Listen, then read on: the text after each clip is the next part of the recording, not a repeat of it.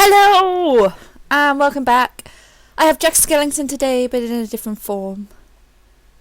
It is not his final form. Today I'm going to be making a birthday card, and it's quite a girly one, so I'm going to be using a lot of pink card. Now, one of the things that I've been getting as feedback from my YouTube videos is that people that are just starting out don't know some of the more simple things that I'm just kind of skipping over, mainly because when I'm doing these, I'm doing it for a purpose, so I'm making something for someone. So it's not pre-rehearsed, it's just something that I go for, and I'm not thinking about the people who are watching. So today, what I'm going to start off with doing is picking out the colours that I'm going to be using for this card. It's going to be quite decoupage-y. So I just want to go through how I pick out the sort of colours that I use in my cards, and sometimes halfway through making a card I decide actually I don't like this colour scheme, and I end up leaving the card and starting a new one. So it's never going to be foolproof, but I just wanted to give you some tips and pointers. So obviously when you're making a card, it's a very personal thing to do initially, and therefore it's nice to have some form of indication about that person. You don't always have that, so that makes it a bit more difficult. But in my case, I'm making this for one of my friends, so I have a idea of what she likes, I hope. So, I know that she quite like pinky colours. Now, for me that's quite difficult because I don't really like pink, despite the fact my hair currently looks a bit pink, but I'm not a fan, and therefore making a card with stuff that you're not as interested in or that you don't like as much is always going to be harder, because you're never going to look at it and be 100% happy because you wouldn't want it. But when doing this, what you have to do is work your own little quirks into it, because obviously this is a card for someone else, it's not for you, but you have to remember you want to be happy with what you've done.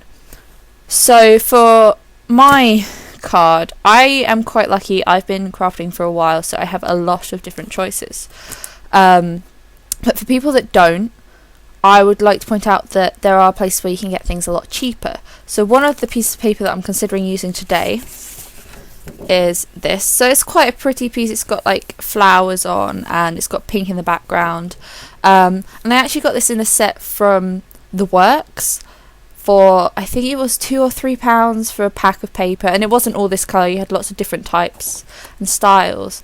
So as much as when you start out obviously it's going to be a bit more difficult and you don't know if you want to invest a lot of money into it, you can get one of those pads and just make it out of the colours that you have there.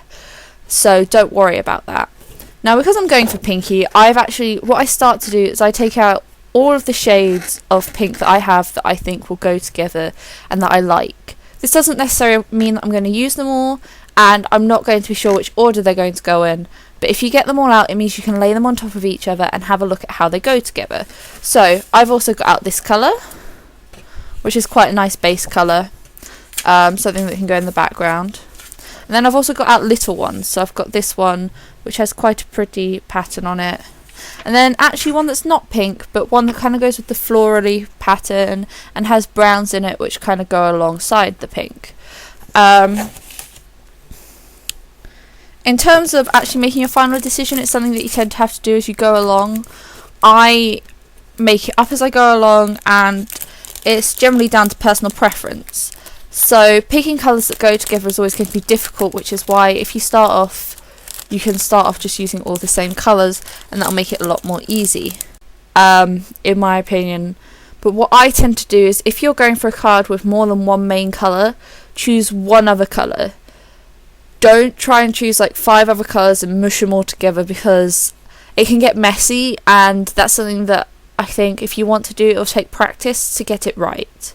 So initially for this, start using just one colour, and if you're using one that has the main colour of pink like this, you can have a look at it and be like, oh, this has got quite a bit of like a browny colour in it, and it's got like the blacks, it's got quite a cream colour, and from that you can think, well, because this has browny colours in it, oh, I could use this, but you wouldn't want to use it directly on top because you've got 2 patterned pieces. And again, this card, around the edges, it has a lot of a browny colour to it, therefore my card in this case is going to be more pinky and browny. The next thing I say is don't underestimate the power of just a plain piece of card without any patterns on. If you have too many patterns next to each other, it's confusing for the eyes and it's confusing for the person who you've given the card to. Even if you're using really simple colours and cards, at the end of the day, something that you can add on afterwards, like an embellishment, could just bring it all together. So don't worry if you make it with the card and you don't like what it looks like. That happens to me all the time. I've given people cards that I don't like and they've loved them. And it's always going to be very difficult working with colours that you're not used to or starting out. Now with this tutorial, I'm not going to be doing any drawing, which immediately means that if you have the equipment, you can do this pretty easily. Okay, so I have also got this. It's like it's not white, unfortunately, but it's like I don't know what colour it is. Like a goldy creamy, like, you know the colour you get on wedding invitations. It's that colour. I bought this for cheating purposes from Hobbycraft. So this was more expensive, but you can probably get them cheaper online. It was just because I had a voucher. And it has an indent, so it means you can just fold it. You don't need to work out where to fold it. It also comes with envelopes, which is useful because a lot of the time my cards end up in huge envelopes that are too big for them, because I have really big envelopes and the small envelopes, and it's very hard to get the ones in between, especially when you're crafting. You can end up with 3D things. You need to have enough space in the envelope to fit it in. So if you're doing this, bear that in mind, that you may need a bit of a bigger one than you would expect. So I'm gonna get started. Okay, so what I've decided to do for this one is I'm actually gonna have this card as the base and then layer on top of it. Now with decoupage, you're meant to layer it up, and not the more you put on, but the more layers you have, the more professional it can look. But as I said before, you don't want to overwhelm the card. And as well, when you've got a big piece of paper like this, it's very important that you choose which parts of it you want more, because obviously I could go for this corner, which is very pretty in terms of the roses, but you have to remember that because this is the base layer, it's going to be covered up. And for that reason, I'm actually going to go for the top corner, because you still have some of the roses poking through, but it's actually a lighter colour. And because we're going for quite a girly card, the pinkier it will be, the better it will stand out for this particular project. This is not always going to be the case, so bear that in mind with your project. Now, I have a guillotine, and as you can probably see, there are lots of different markings on it. I don't know how clearly you can see them on the webcam, but they say next to them what they are. So this one says A5, and this is obviously, it's half A4, and that means it's A5. The bigger up you go in number with the A's, the smaller the card gets. Hence A1 is the biggest, well, A0 is the biggest. And therefore, because I want A5, I'm actually going to, all you have to do if yours does have markings is line it up. So I'm going for the A5 line, and that line is here, hence I'm going to line it up there, and you just want to try and push it as much as you can against here. But bear in mind that these guillotines aren't always correct. They don't always cut as straight as you would like, so just try and be careful.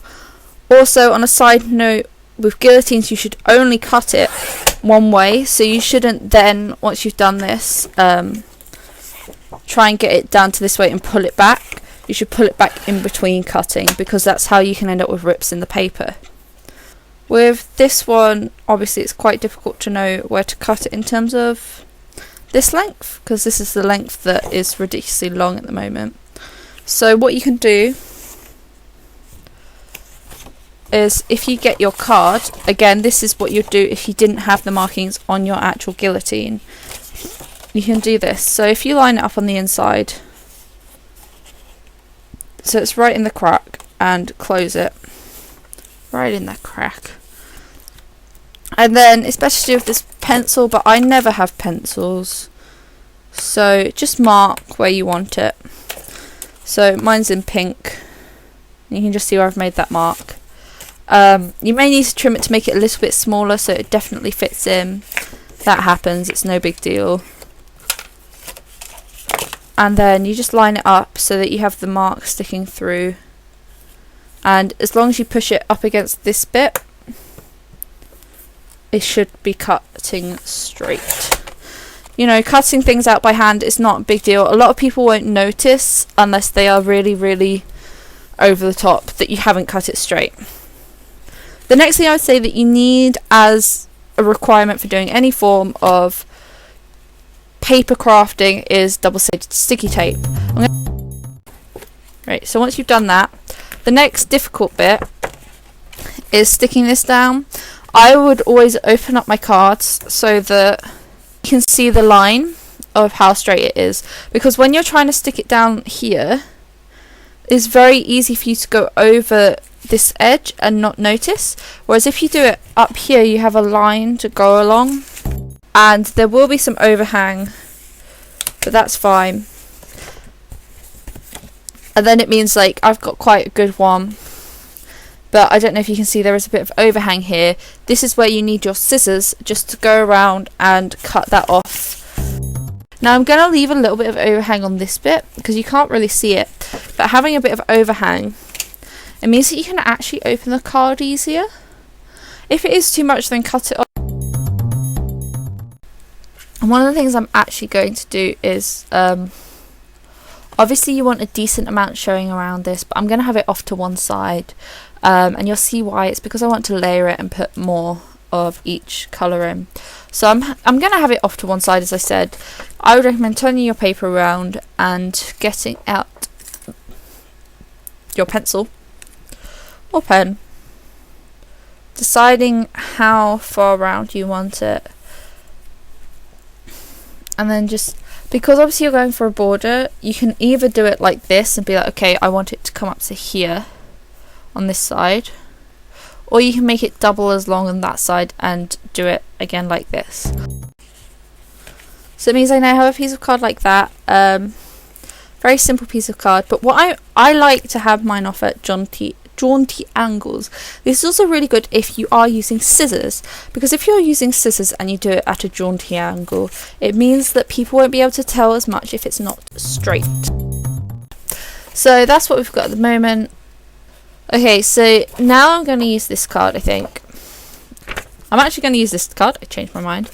And what I'm actually going to do is I'm going to rip it. This is something that people are not very confident with. I found people who aren't normal crafters, but it gives quite a nice edge and I like it. So if you're not confident with it, then you can just cut a piece the size you want. But I'm ripping it on either side. So like this. And then it fits in like that.